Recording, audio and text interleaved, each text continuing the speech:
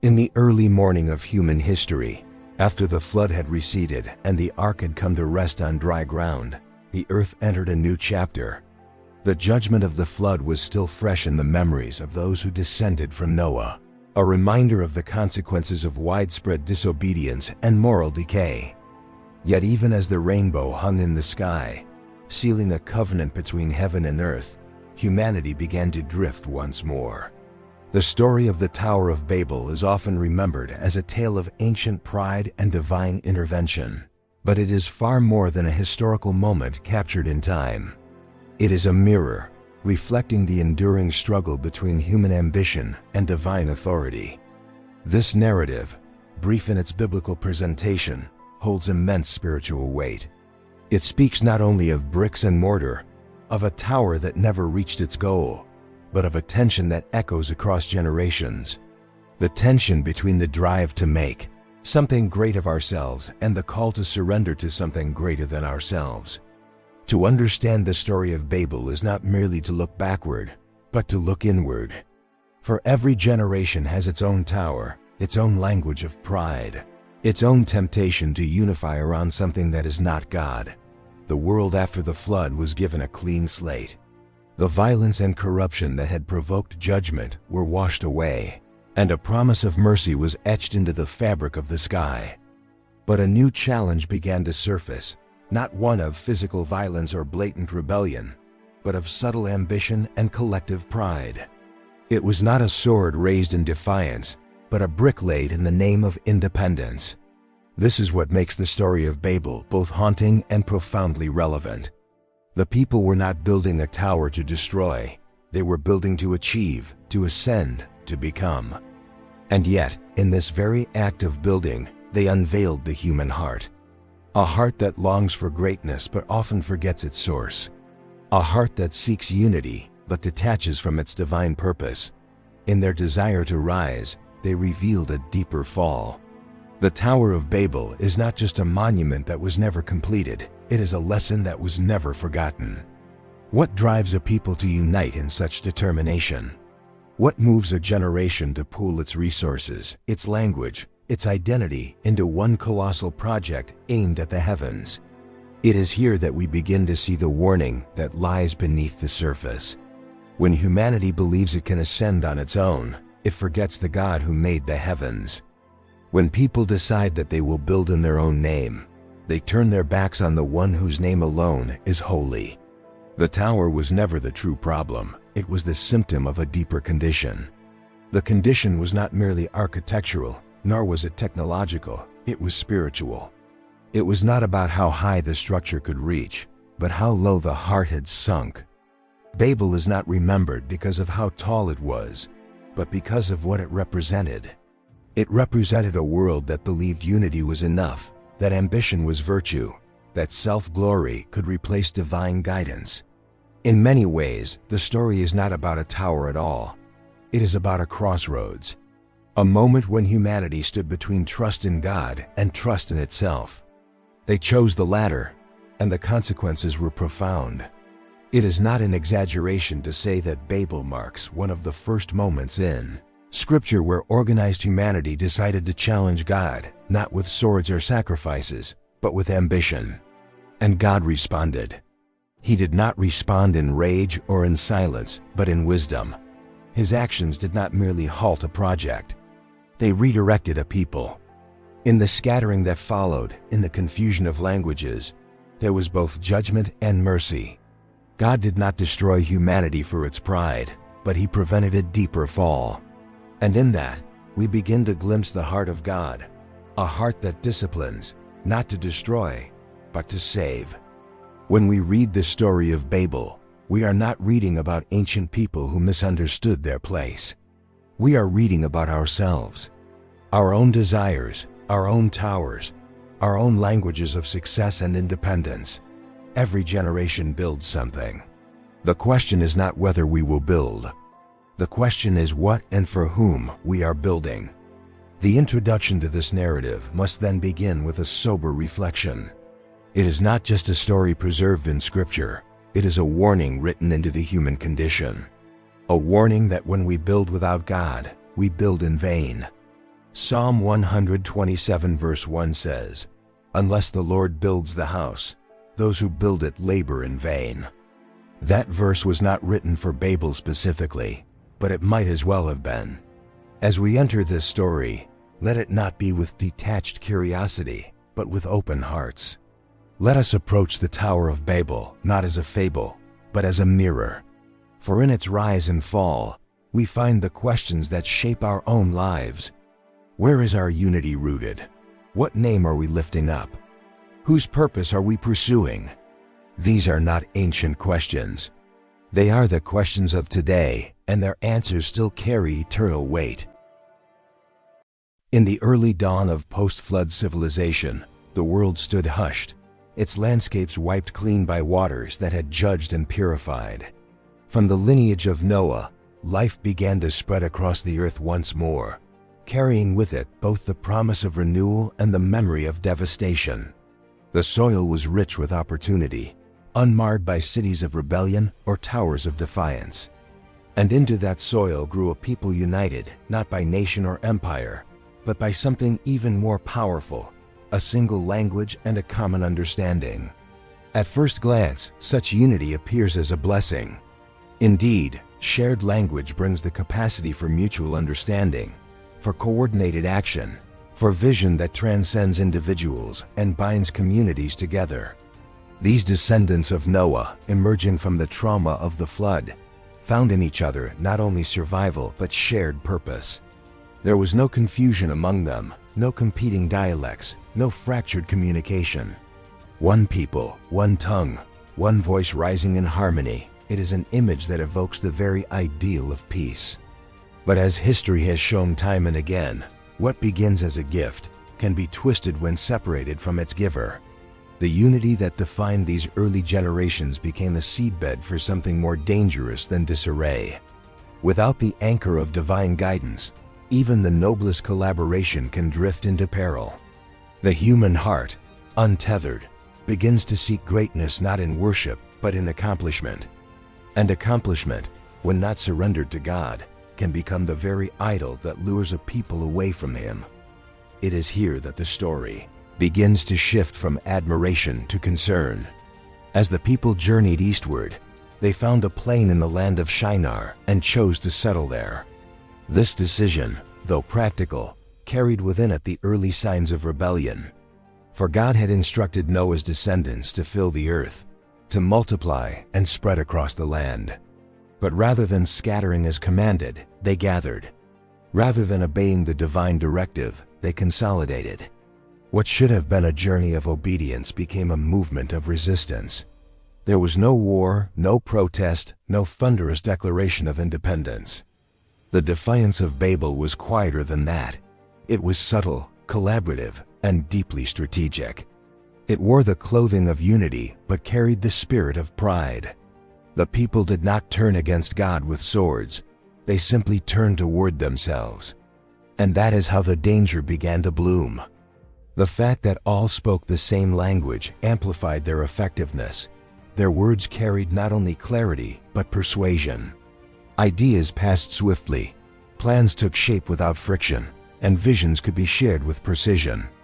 It was a culture without linguistic barriers, where creativity knew no boundaries and collaboration flourished unchecked. But just as a river gains power when its waters are not dispersed, so too does humanity gain influence when it moves as one. That influence, when rooted in divine direction, becomes a blessing. But when it turns inward, when it seeks its own greatness, it becomes a storm.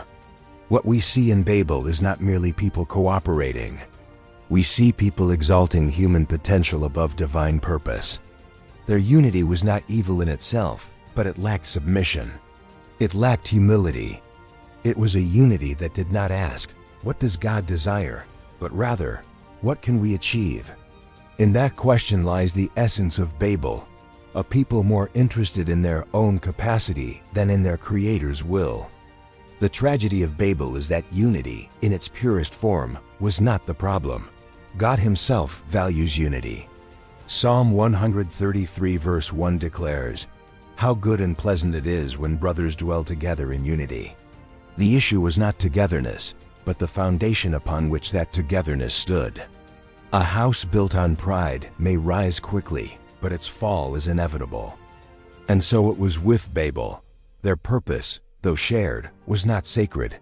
Their goal, though collective, was not consecrated. It was a purpose born from man, not given by God. What Babel reveals is that unity can become a disguise.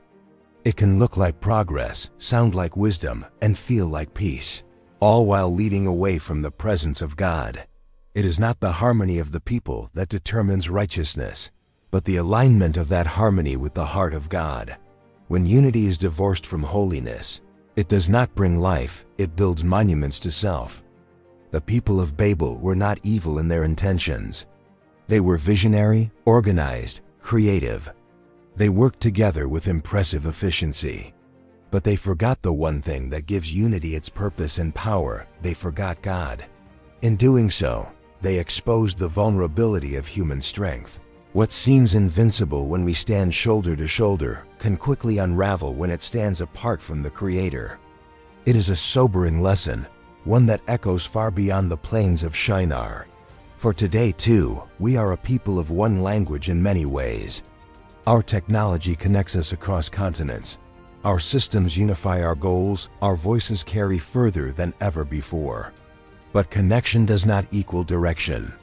And purpose, when forged without prayer, leads not to life, but to confusion. The moment the people gathered in the land of Shinar and began to speak of building a city and a tower, one phrase emerged that crystallized the true intent behind their endeavor. Let us make a name for ourselves. It is a sentence so brief, so casual on the surface, and yet it reveals the deepest longing of the human heart when it is untethered from its Creator. This was not merely a construction project. It was a declaration, an unveiling of identity formed not in reverence, but in self-exaltation. The foundation of the tower was not only brick and bitumen, it was ambition. At its core, the desire to make a name for oneself is not inherently wrong. Every person longs to be seen, to matter, to have purpose. We seek legacy not because we are evil, but because we are made in the image of a God who creates, who names, who leaves fingerprints of glory in everything He makes. But the distortion comes when the name we seek to lift up is not God's, but our own. It is then that a noble desire turns toxic. The builders of Babel did not say, "Let us glorify God with our strength." They said, "Let us glorify ourselves with our unity." And with that, the spiritual fault line beneath their project began to crack. What they longed for was permanence. In a world still fresh from the trauma of the flood, perhaps there was a fear of being forgotten. A tower that reached to the heavens could be a symbol of permanence, a landmark of their own greatness, a fortress against obscurity. But in reaching for permanence apart from God, they reached into illusion. No monument built by man has ever stood against time without falling. And the names carved into stone by human hands fade faster than the whispers of wind across the desert. The tragedy of Babel is not just that the people wanted to be known. It is that they wanted to be known without God. They wanted to construct an identity out of effort, not obedience. Out of visibility, not humility. They wanted to build up instead of bow down. This craving to secure identity apart from the one who gives it is the heartbeat of self-glory, and it pulses through the tower's every stone. There is something seductive about building in our own name. The world often celebrates those who do. We admire monuments of achievement, legacies of influence, towers of reputation. But when the pursuit of greatness becomes detached from the purpose of worship, what remains is not legacy, but idolatry. The Tower of Babel was never going to reach the heavens in structure, but it was already aimed there in spirit. They were not building upward to meet God. They were building upward to replace Him. The builders may not have spoken openly of rebellion. Their words may have sounded reasonable, even noble community, legacy, vision. But the heart behind the words was clear.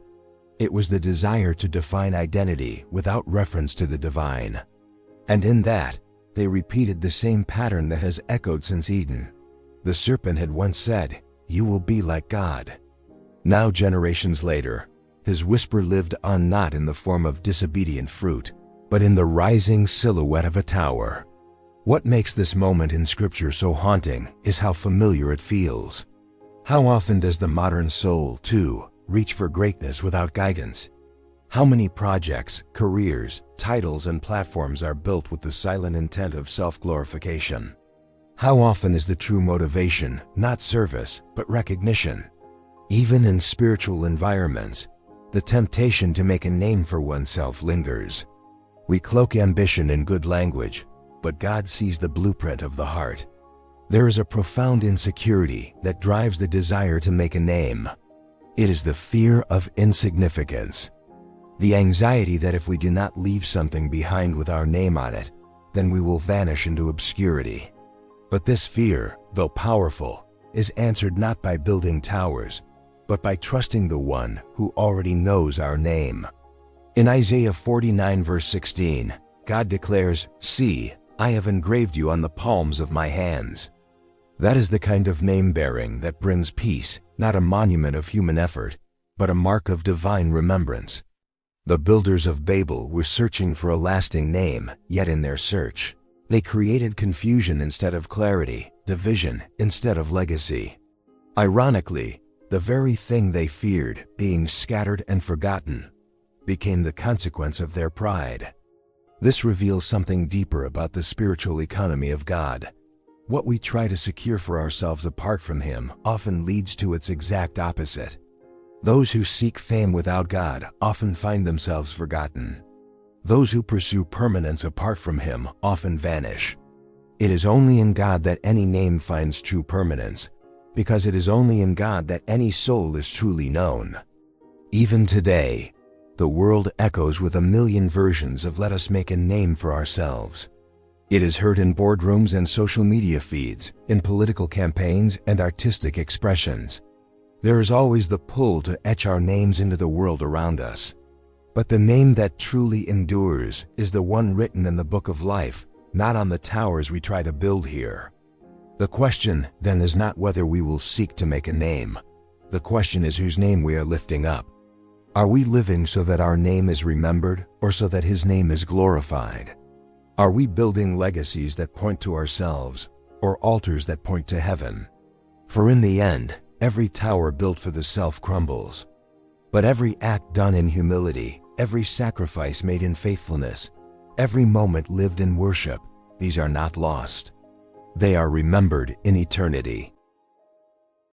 There is a point in the story of Babel where the act of building shifts from collective energy to spiritual statement. The people did not simply say, "Let us make bricks," nor did they stop at constructing a city for shelter or safety. They reached beyond practical necessity and into the realm of divine territory when they declared their intent to build a tower that would reach into the heavens. It is here that the construction site becomes a battleground, not of flesh and blood, but of will and worship. The climb to heaven was not a journey of the body, but a declaration of the soul. And in that ascent, we witness not progress, but rebellion dressed as vision. This climb was not born from the desire to encounter God in humility, as Moses would one day do on Mount Sinai. It was not the yearning of the psalmist who cried out in Psalm 121 verse 1, "I lift up my eyes to the hills, where does my help come from?" No, the builders of Babel were not looking up in dependence. They were reaching up in defiance. Their hands were raised not in surrender, but in self-determination. The structure itself became a symbol of man's belief that heaven could be accessed without holiness, that elevation could be achieved without intimacy, that the sacred could be claimed through strategy. What made this tower so offensive was not its height, but its heart. God does not resist height, He resists pride. The mountains belong to Him, the heavens declare His glory. Elevation, in and of itself, is not evil.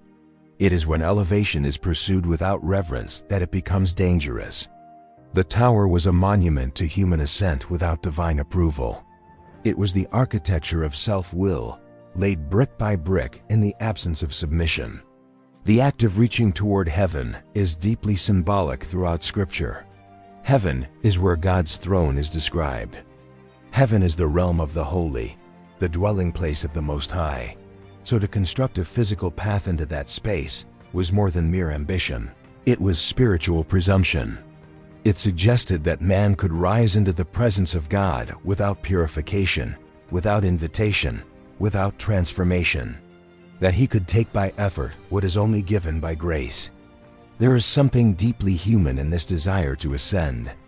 In every age, people have tried to build their way into transcendence. Whether through power, intellect, achievement, or ritual, humanity has often believed that with enough effort, enough alignment, enough collective will, we could reach the divine. But the sacred cannot be scaled like a mountain, nor can the soul ascend by its own design. Access to the divine has always been a matter of surrender, not structure. And this is what the builders of Babel could not see. Their tower, rising from the plains of Shinar, was not just tall, it was hollow. No prayer lined its walls. No worship echoed in its chambers. No altar crowned its peak. It was a climb without reverence, an ascent without awe. In this way, the tower stands not only as a monument of pride, but as a metaphor for every attempt to substitute presence with performance, to exchange divine encounter for human enterprise. This is where the danger lies, not simply in the desire to achieve, but in the motive behind the ascent. Godly aspiration and godless ambition can look similar from the outside. Both may involve hard work, vision, and even success. But the difference lies in who receives the glory. Godly aspiration longs to rise so that his name is known. Godless ambition climbs so that ours will be. The builders of Babel were not seeking God's face at the top of their tower. They were seeking their own reflection, cast higher than it had ever been before. It is worth asking, in our own lives, what towers we are building and what direction they point. Are we reaching toward heaven because we desire the presence of God, or because we want to elevate ourselves above others? Are we climbing because we are called, or because we are competing? The tower teaches us that not every ascent is holy, and not every summit is sacred. In fact, the very act of replacing worship with self-exaltation transforms the work of our hands into idolatry. And this is perhaps the most sobering truth Babel unveils, that idolatry does not always wear the face of paganism.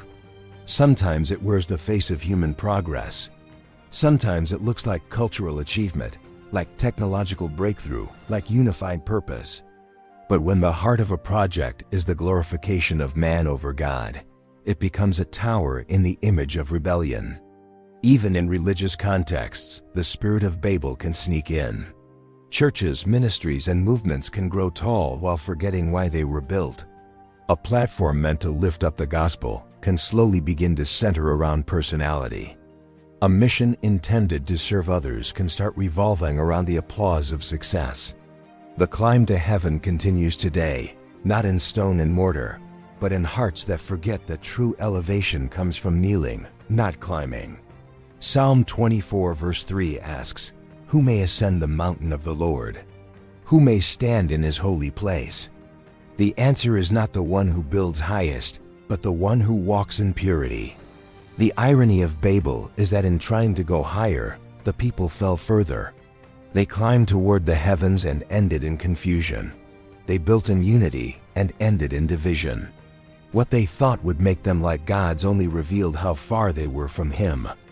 Perhaps that is the ultimate warning of the tower, not that climbing is wrong, but that climbing alone is empty.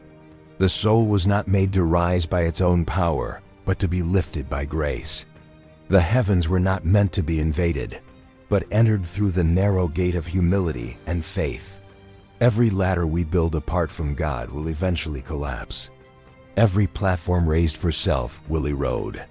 But those who humble themselves will be lifted up, not by bricks or by fame, but by the hand of the one who formed them. What unfolds next in the story of Babel shifts the atmosphere entirely. Until this moment, the narrative has been dominated by human voices, human plans, and human strength. The people have gathered, strategized, and constructed. Their tower has begun to climb, reaching into the skies as if to claim a place among the stars. And then, in a sentence that silences the pride of their efforts, the scriptures declare that God came down. Not in fury, not in chaos, but in divine observation. The very one they had tried to reach without reverence descended not because they had succeeded, but because he would not allow them to continue unchallenged. There is both irony and awe in that phrase. While humanity imagined they were nearing the heavens, God still had to come down to see what they were doing. The tallest tower ever built by their united strength was still nothing compared to the throne of the Almighty. No matter how high we rise in our own estimation, it is always God who stoops to see us. The divine descent is not a reaction of panic, but a purposeful act of intervention. God is never surprised, never caught off guard. He saw every brick laid, every conversation spoken, every heartbeat of pride within them. And yet he waited until the moment came to intervene, not to punish in wrath, but to protect in wisdom. God's response to Babel reveals more than his power, it reveals his patience. He does not strike them down with thunder or send fire to consume their works. He examines, he considers. And in his consideration, he speaks not only to what they have done, but to what they are capable of doing.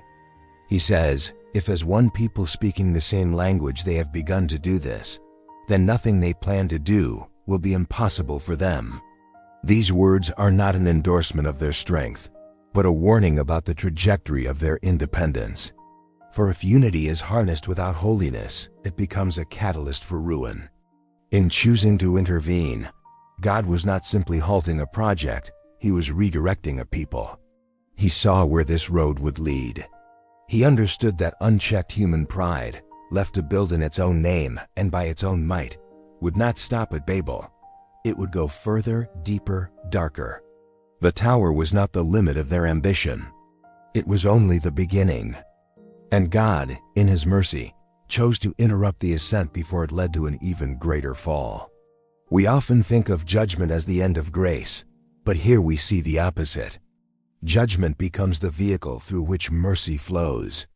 By confusing their language and scattering them, God dismantled their ability to continue in rebellion. But he also preserved their dignity, their future, and their place in the unfolding story of redemption. What looks like fragmentation is actually preservation. What feels like loss is, in fact, protection.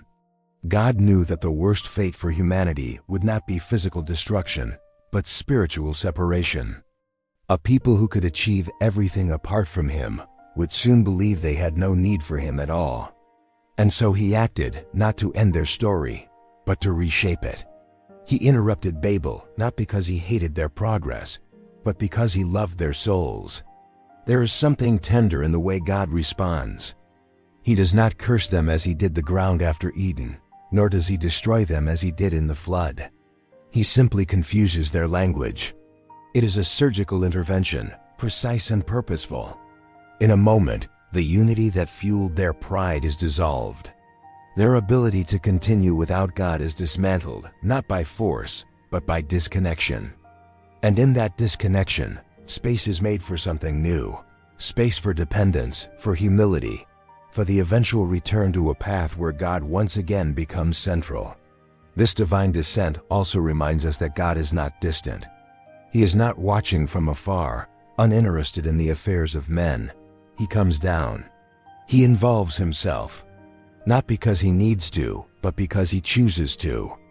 His coming down is not only a gesture of sovereignty, it is a mark of intimacy.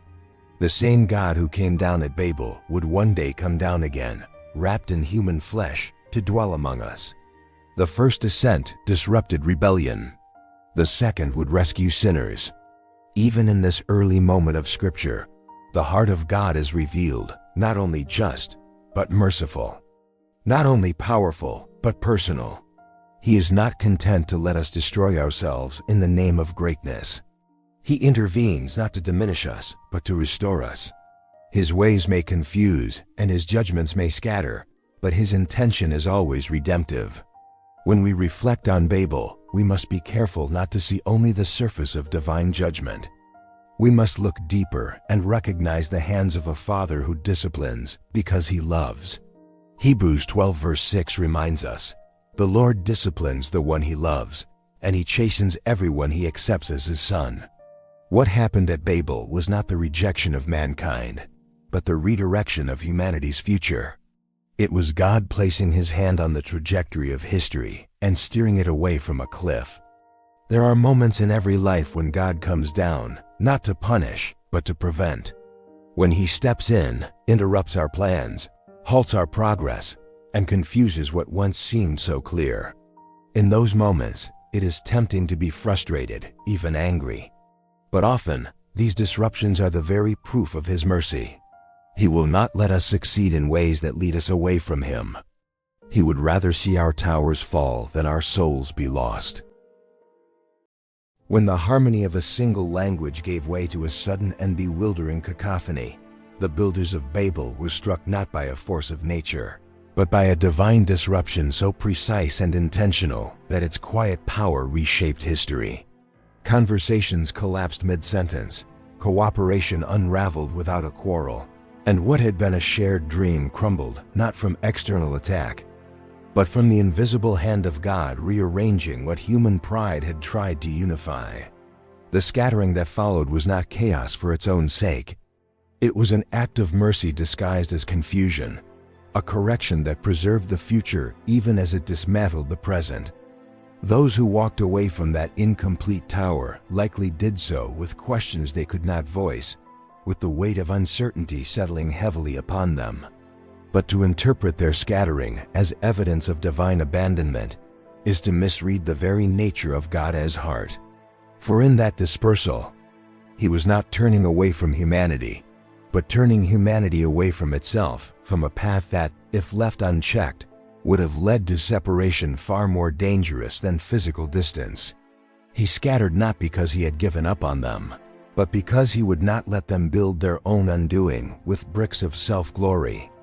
Every redirection by God carries the imprint of His care, even when it comes without explanation. He could have destroyed the people of Babel as He once did the corrupt generation of Noah, but He chose instead to confuse and divide, not as a final sentence, but as a pause, a holy interruption that broke momentum long enough for hearts to eventually remember who the true builder was. In scattering them, He preserved their capacity to rediscover Him. What seemed like the breaking of a people was actually the pruning of a future. In that moment, what had been a single concentrated effort became countless journeys unfolding across the face of the earth. Cultures would form, languages would evolve, civilizations would rise, but the thread of divine intention remained unbroken. God had not lost sight of those He scattered. He followed them into the unknown, into distant lands and unfamiliar tongues. The promise of relationship, though momentarily eclipsed by confusion, was never withdrawn. His plan would continue not through a monument of human ambition, but through a lineage of faith that would eventually lead to Abraham, and through him, to the redemption of the world. Many times we too find ourselves in the aftermath of a disruption we did not see coming. Plans unravel. Communities dissolve. A dream once built with care suddenly collapses, and we are left standing in the dust of our own Babel, unsure whether to mourn what was or fear what comes next. But if we look closely, if we listen beyond the noise of disappointment, we may begin to discern the whisper of mercy woven into the very cracks of our scattering. Perhaps the project failed not because God turned away, but because He was turning us towards something far better than what we had dared to imagine. Divine redirection rarely comes with immediate understanding. It comes with questions, with silence, with the ache of letting go. Yet even in those moments, God remains closer than we think. He is not absent in the scattering. He is deeply involved, guiding, guarding, and gently leading us through the unfamiliar terrain of what's next. He sees the loneliness. He knows the confusion. But He also sees the potential hidden in the disruption, the room now made available for something holy to grow. The scattering at Babel reminds us that God will not allow us to remain in places where our progress would eventually destroy us. He breaks apart not to wound, but to rescue. And though we may feel displaced, though the structures we once trusted have been taken down brick by brick, we are never out of His reach. He remains the God who gathers, even as He scatters, who watches over every corner of the earth, who prepares paths long before we arrive at their entrance. Scattered, yes, but not forsaken. Redirected, but never rejected. This is the pattern of His mercy, repeated in countless lives, always offering another beginning in the very places where we thought all had ended. To believe that Babel belongs solely to the ancient past is to miss the profound truth of its shadow lingering over the present. Though its bricks have long crumbled and its tower stands no more, the spirit that birthed it has not faded. It has evolved, modernized, and taken root in places that no longer resemble plains of Shinar, but rather boardrooms, platforms, laboratories, legislatures, and even churches. Today, the spirit of Babel is not found in the construction of a tower, but in the ideologies, technologies, and ambitions that quietly whisper the same old mantra. We can build this ourselves. We can rise without God. We can name ourselves. In our age, the tools have changed, but the blueprint remains eerily familiar. The languages may be different now, programming code, digital interfaces, economic systems, but the motivation still pulses with pride. Humanity, in all its brilliance, continues to stretch its reach toward the heavens, not to commune with the divine, but to prove it no longer needs Him.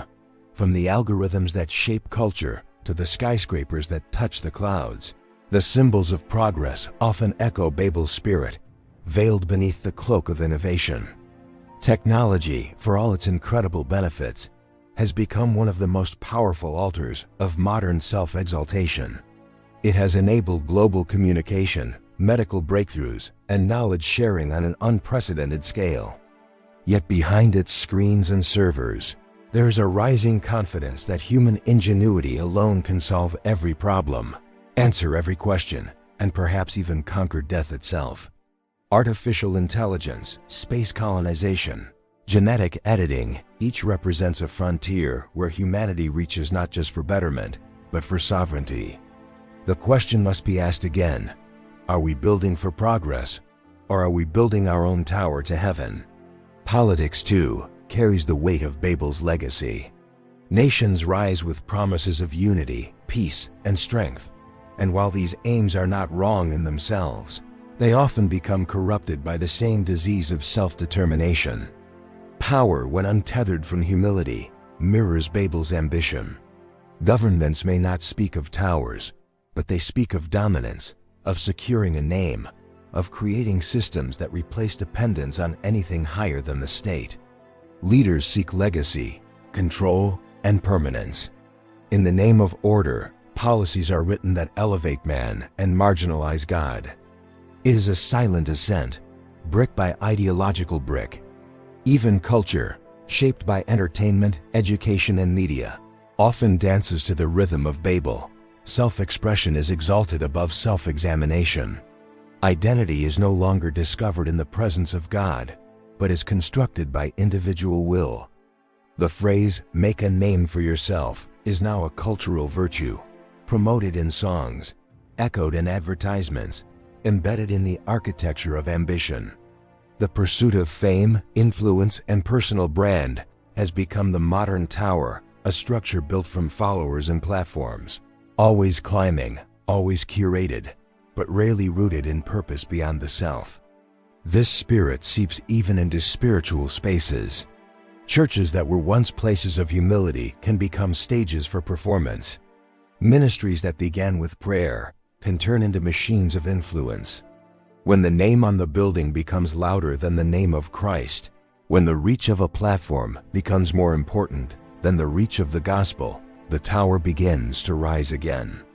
It may bear a cross on its walls, but it is still shaped by Babel's pride. What makes the spirit of Babel so dangerous today is its subtlety. It does not always appear rebellious. In fact, it often dresses itself in the garments of progress, creativity, and unity. But underneath the innovation lies a hunger for control. a longing to be the author of our own destiny, to erase dependency, to silence the voice that says, "You are not your own." Babel's spirit whispers, "You can do it without him," and it offers blueprints to build kingdoms that have no throne for God. The question, then, is not whether Babel still exists, it is whether we recognize it. Do we see it in the way we shape our lives, our work, our relationships? Do we see it in the systems we participate in, the values we uphold, the goals we chase? The ancient tower may be gone, but its foundation is still being laid in hearts that refuse to surrender. Yet even now, amidst the noise of construction, God still speaks. He still comes down. He still interrupts what must not continue, not to destroy, but to save. The spirit of Babel may rise, but it cannot prevail where humility reigns. And that is the counter to Babel, not withdrawal from the world, but a reorientation of heart, to create not for our name, but in worship, to build not from pride, but from prayer, to connect not to replace God, but to glorify Him. There is a way to use technology with reverence, to lead with humility, to shape culture with truth. The solution is not the abandonment of progress, but its submission. The antidote to Babel is not stagnation, it is consecration. When every gift, every tool, every opportunity is laid down before God and offered back in faith, what rises is not a tower of pride, but a temple of praise. And so we are left with a choice, not unlike the one faced by the builders of the old. Will we continue constructing monuments to our own greatness, or will we return to the altar? Will we allow the spirit of Babel to shape us, or will we let the Spirit of God transform us? The world may celebrate the climb, but heaven honors the kneel. In a time where the old temptations have simply taken new forms, this question is more urgent than ever. Long before the sound of wind filled that upper room in Jerusalem, long before flames hovered over trembling heads in unfamiliar languages, poured from astonished mouths, there was another gathering, a gathering that fractured instead of uniting, that descended into silence instead of praise. The story of Babel stands in stark contrast to the events of Pentecost, yet to view them merely as opposites would be to miss the deeper brilliance of their connection. One moment marked the scattering of humanity through the confusion of language. The other marked its drawing together, not by sameness, but through the miracle of understanding. And in that contrast, a message unfolds, not one of punishment versus blessing, but one of patient, purposeful restoration. At Babel, humanity reached for heaven by its own strength, hoping to close the gap between earth and divinity through bricks and ambition. The result was a breakdown not only of speech but of spiritual harmony, a division that echoed far beyond geography. But God, even as He scattered, was already crafting the response. He was not looking to restore uniformity for its own sake. He was waiting for the right moment to reveal a better unity, one built not on human effort, but on divine presence. That moment arrived centuries later, not on the plains of Shinar, but in the streets of Jerusalem, where people from every nation had gathered, unaware that they were standing on the edge of something that would change everything. Pentecost did not erase the diversity of languages, it transformed them. Where Babel turned speech into separation, the Spirit turned speech into connection. Each person heard the message in their own tongue, not through translation, but through revelation. It was not the undoing of culture, but the redemption of it. God did not bring everyone back to one language. He gave meaning to all languages through one truth. The gospel, carried on winds of fire, entered every ear with precision, breaking not comprehension, but barriers of the heart. And this was no coincidence. The Spirit descended not in a private chamber, but among the people. Not to the powerful, but to the prayerful. The same God who once came down to inspect a tower now came down to indwell the temple of human hearts. The message of Pentecost was not merely miraculous, it was unmistakably intimate. God was not asking humanity to climb again. He was coming to dwell. And in doing so, He answered the ache that had echoed since Babel, the longing to belong, the yearning to be known. the desire to speak and be understood. In that moment, the mission of God became multilingual, not because he needed words to be different, but because he desired the whole earth to hear. The Great Commission would go forward not with a single tongue, but with every dialect sanctified by the Spirit. The story of redemption would no longer be confined to a single people, a single place, or a single culture. It would stretch across continents and centuries, carried not by towers, but by testimonies. The beauty of Pentecost is not just in what it gave, but in what it restored. It was God's gentle way of saying, "I have not forgotten what was lost." Every voice that had once fallen silent at Babel now found purpose. Every culture that had felt distant was now drawn near. The kingdom of God was no longer a singular expression, it was a symphony, and each note mattered. It's easy to see the power of Pentecost in the signs, the fire, the wind, the tongues. But perhaps the deeper miracle was in the alignment of heaven and humanity. What had been divided was being woven together again, not by force, but by the presence of a God who always intended to redeem, never to reject. The same Spirit that hovered over the waters in Genesis now hovered over people, ready to carry light into the world. And so Pentecost became not the undoing of Babel, but its transformation. It did not wipe away the past. It fulfilled the longing hidden within it. Where man once built to make a name, God now poured out his Spirit so his name would be carried into every land. Where fear had driven separation, love now compelled movement. Where language had been the symbol of division, it now became the vehicle of truth. This movement is still alive. The Spirit still speaks.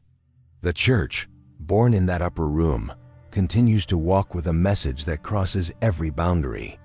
We no longer climb, we are sent, not upward, but outward. Not to reach heaven, but to reveal that heaven has already come down. The story of Babel is not simply an ancient episode to be studied from afar. It is a lens through which each person is invited to examine their own life. Beneath the historical detail and divine intervention lies a question that echoes across every generation. A question that moves from the plains of Shinar to the inner terrain of the heart. What are you building? This is not a question for architects or engineers alone. It is a spiritual inquiry that pierces through occupation, status, and routine. Every day, in small and large ways, we are all constructing something, shaping an identity, pursuing a dream, forming relationships, building a legacy. But what is the true nature of these structures? What foundation do they rest upon, and to whom are they ultimately devoted? It is easy to see the Babels around us, monuments of pride rising in the culture, towers of ambition casting long shadows in the public square, but much harder to see the ones within. The towers we construct with our anxieties, with our need for control, with our obsession over appearance and approval, are often hidden beneath noble intentions and responsible actions. Yet the motive matters, the material matters. The reason why we build is just as important as what we are building. Are we erecting altars of obedience or monuments to our own image? The people at Babel were unified in their goal, meticulous in their work, and determined in their effort. But their construction, though impressive, was never consecrated. Their hands were skilled, but their hearts were misaligned. And this is where the reflection must begin. Not by asking how tall our towers have grown, but whether God ever asked us to build them in the first place. Not by measuring success in visibility or recognition, but by asking whether our foundation was prayer or pride. This chapter calls for more than reflection, it calls for honesty. For there are structures in our lives that we did not realize were towers until the Spirit revealed the truth behind our intentions. The job we fought so hard to secure, but now fear to lose, may not be a calling but a tower built on insecurity. The relationship we wrapped in expectations, hoping it would define our worth, might not be a covenant but a monument to our need to be needed. Even our service, our ministry, our spiritual activity, if not built on surrender, can become scaffolding around an identity we are trying to protect rather than a life we are offering. God is not against the act of building. He delights in co-creating with His people. He fills the hands of craftsmen with wisdom. He blesses the labor of the faithful. He plants visions in hearts and calls them to flourish. But the key difference is this: when God calls, the foundation is worship, and the result is fruitfulness. When self calls, the foundation is fear or pride, and the result is striving. One leads to peace even in the midst of challenge. The other leads to burnout, anxiety, and an ever-deepening need to be validated by what we produce. The question, "What are you building?" is not meant to shame, it is an invitation to realignment. It is a chance to pause mid-construction and to ask whether the blueprints we are following are divine or self-authored. Jesus spoke of foundations in a parable, describing a wise man who built his house on rock and a foolish one who built on sand. The storm came to both, but only one structure remained. The difference was not in the beauty of the building, but in the substance beneath it. If the foundation of our lives is performance, applause, or comparison, the winds of life will expose the fragility of what we've constructed. But if it is worship, trust, and surrender, even the fiercest storms cannot topple what God has established. It is not wrong to build dreams, to pursue goals, to shape the life entrusted to us. But if those dreams require us to climb away from dependence on God, we must ask if we're laying brick upon brick to reach heights He never intended. Altars and towers may look similar in construction, but their purpose could not be more different. A tower draws attention to the builder. An altar draws the heart to the one who gives life. A tower says, "Look at what I've made." An altar says, "Here is my offering." One seeks to ascend. The other chooses to bow. The builders of Babel feared being scattered, so they built to preserve their name. But those who build altars trust that God knows their name and will establish them in His time. Sometimes God, in His mercy, interrupts our building. Not because He is cruel, but because He sees the foundation beginning to crack beneath the surface. He sees the pressure we are under to keep the structure standing, the loneliness of building alone, the fear of failure that we try to hide beneath layers of success. He does not tear down to mock. He removes what will not stand, so that something holy can be raised in its place. So the invitation is simple, though profound. Lay down the tools of pride and pick up the stones of worship. Trade the blueprint of self for the plan of the Spirit. Let your life become a sanctuary rather than a monument. Build not for applause, but for presence, not for height, but for holiness. Let every relationship, every project, every dream be placed before Him like an altar waiting for fire. The story of Babel asks a question we must each answer, not once, but again and again. What are you building? And behind that question is the gentle voice of a God who does not demand perfection, but who offers partnership. Who invites us not to climb toward Him, but to walk with Him. Who does not require us to prove ourselves, but to know we are already known. Not every ending is a ruin. Sometimes it is the beginning of something holier. The collapse of Babel was not the conclusion of humanity's story. It was the moment the foundation was cleared for a new way to build. It was the closing of one path so that a greater one might unfold. And in this final movement, we find the essence of redemption. Not that God merely corrects us, but that He invites us to build again with Him for Him, and through Him. To build with God is not to abandon creativity, ambition, or vision. It is to surrender them into hands far more capable than our own. When God becomes the architect, the plans change not by erasing our gifts, but by sanctifying them. He reorders priorities, He refines motivations, He redefines success, and most of all, He replaces striving with peace. Because when the structure rises by His design, the burden to keep it standing is no longer ours alone. Those who build with God do not always start with strength. Often, they begin in brokenness, having watched their previous towers fall. But these are the builders God loves to use. the ones who know what it is to labor in vain and now long to labor in trust.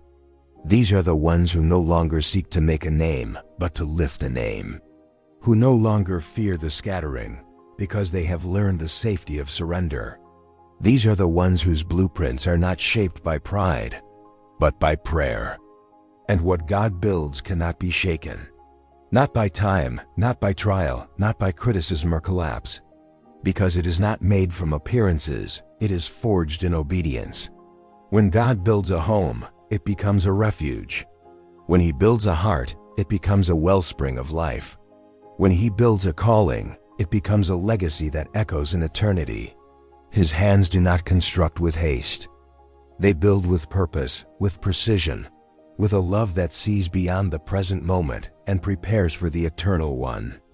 Perhaps this is the new beginning waiting in the ruins of our own efforts, not to return to what was, but to embrace what could be. To let go of the towers that once defined us, and instead raise altars of devotion, of service, of quiet faithfulness. To stop proving ourselves and start abiding. Because when God is the builder, what rises is not only beautiful, it is eternal. The invitation remains open. God is still looking for those who will build with Him, not for status, but for kingdom. Not for applause, but for impact. Not for recognition, but for reconciliation. He is not asking for perfection, only willingness. The same hands that scattered Babel now offer to shape our lives into places where heaven touches earth. The story is not over. It begins again, not with a tower, but with trust. If this message spoke to your heart, we invite you to subscribe to the channel, like this video, and leave a comment sharing your thoughts or testimony. Tell us, what are you building in your life today? And if you know someone who needs this word of encouragement, share this video with them. Let the truth travel further, one heart at a time.